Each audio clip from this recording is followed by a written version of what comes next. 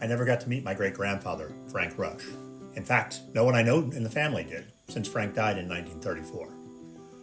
I do know he was a commercial baker, and he left behind a few artifacts, including his handwritten cookbook. I'm boiling down and making Frank's recipes as a tribute to him and to other family members that we'll never get to meet. I'm Tom Mattingly, and this is Baking with Frank.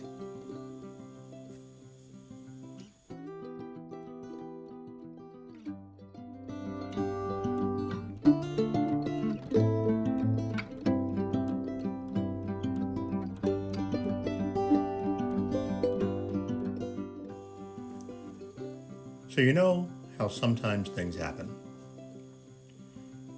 I don't have an explanation for this. You're seeing me say different words on the screen than I'm saying right now. And likely making different faces because the one I'm making right now you probably don't want to see. But for whatever reason, for this portion, the audio didn't record. Isn't that fun? So, I'm going to do my best to do a voiceover of myself saying God knows what, because we know I can say anything. But describing to you the process for wine cake. So, this is a Frank recipe. You saw that just a second ago. Had to look this one up because, like many Frank recipes, there isn't wine listed as an ingredient. And clearly, in every other wine cake recipe that I could find, there was wine. So we've added that in.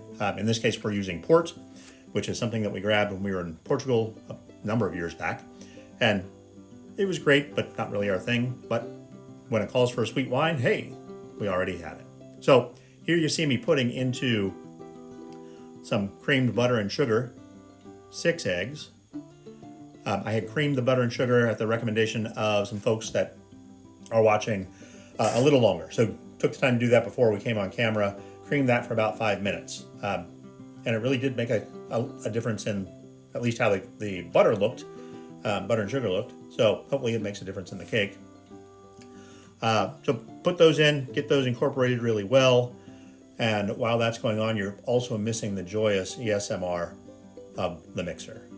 All right, here we go. All right, so that's all mixed, mostly, partly. And we're gonna start adding the dry stuff. So what we've got here is, well, let me back up. We started out with 14 ounces of sugar and 2 sticks of butter and a big pinch of salt. That's actually going in here. And then 6 eggs. So what we're adding here is 14 ounces of flour. Whoa, look out, almost a tragedy. A 1/4 ounce of baking powder and just a big pinch of salt right there. I'm gonna incorporate that a little bit. Then we'll add that in bit by bit.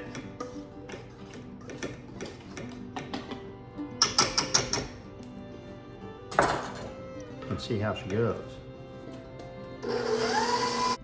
All right, so we've got all of the flour incorporated here, and we are going to put in 8 ounces of milk. I've already added a little bit of this in because it was getting a little thick, but you know how that goes. So, in goes the milk.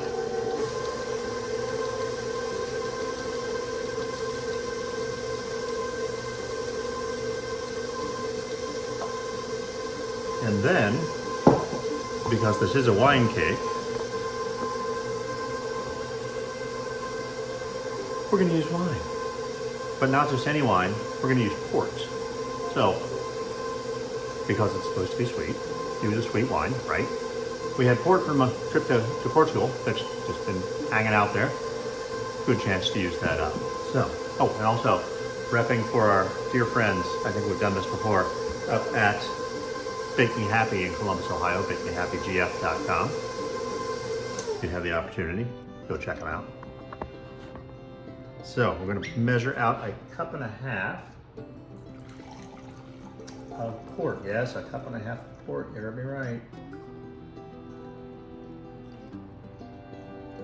All right, that nearly took care of it. There you go. All right, I'm going to mix that in. Take it from there. And boom goes the dynamite. I'll do this one slow so it doesn't slosh. Ooh, that is a liquid dough.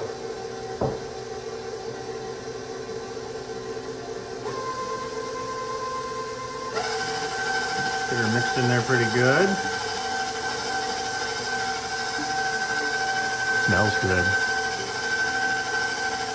All right, we're going to divide this as evenly as possible, hopefully without spilling it, into 2 loaf pans. These are 9-inch loaf pans. I think what I used last time we did a loaf was an 8.5-inch loaf pan.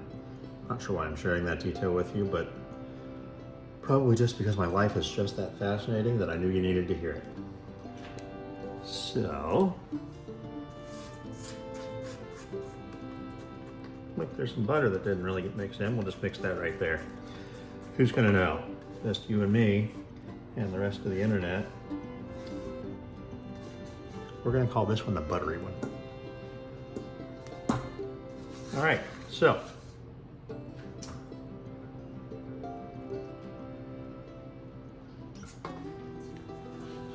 there's that. These little fellers are gonna go into a, where'd you go? There you are. Okay. We're gonna put these in a 350 oven for 45, 50 minutes and then see where we are. All right, coming back.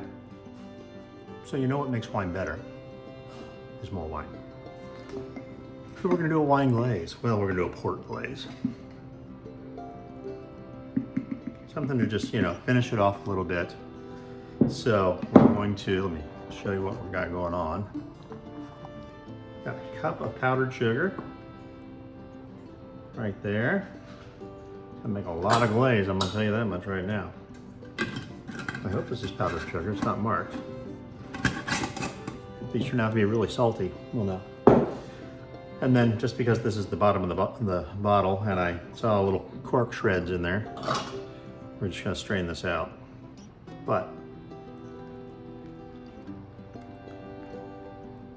3 ounces or so of your wine. Doesn't have to be port, but I'm using port. I know you want to be like me, but you don't have to be that much like me. We'll just give that a little trip around the agitator here.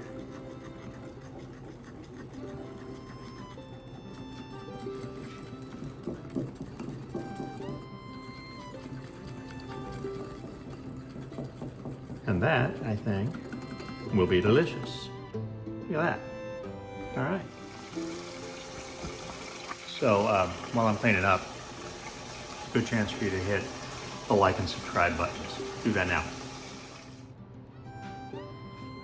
All right, so we are coming up on 25 seconds. 16 seconds, that gives you time to hit at least the like or the, what's the other one? Whatever the other one is, both of them, hit them both. All right, looking down.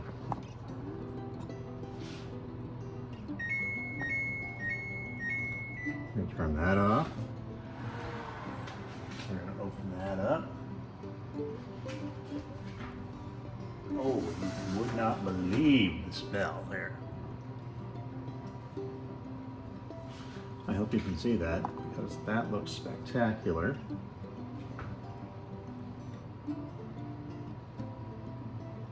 Done. And done. Let's check that one again. Yep. Good as gold. All right. So we're going to take these out. We're going to let them cool off a little bit. Then we're going to top them with the special sauce. Then we're going to eat. All right, so here we are. Cooled, mostly cooled, still a little toasty on the bottom. But we're going to see if we can get these turned out here. So, let me tip you down here. Oh, look at that. Beautiful. Just gonna put that right there. Put that in the sink. Number 2. Same result. Love it. It's not gonna fit. So we're gonna try turning them this way. Look at that. That's math right there. All right. So, back to our glaze. I'm just gonna, since of course there were no instructions for this, right? Just gonna kind of drizzle this on. Divine Providence gave me a little lip on these babies. I'm assuming that was meant specifically to hold this glaze. That looks like it needs a little more.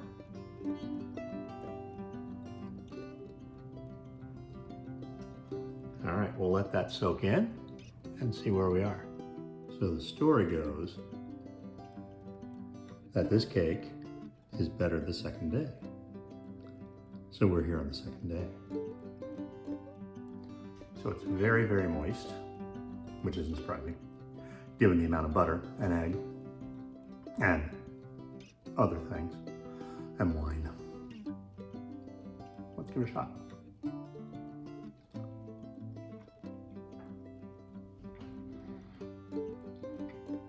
Eat like a follow while I'm doing that. Probably only second to my grandma's rum cake that she only made me once, but I remember it to this day. This is going to be a remaker.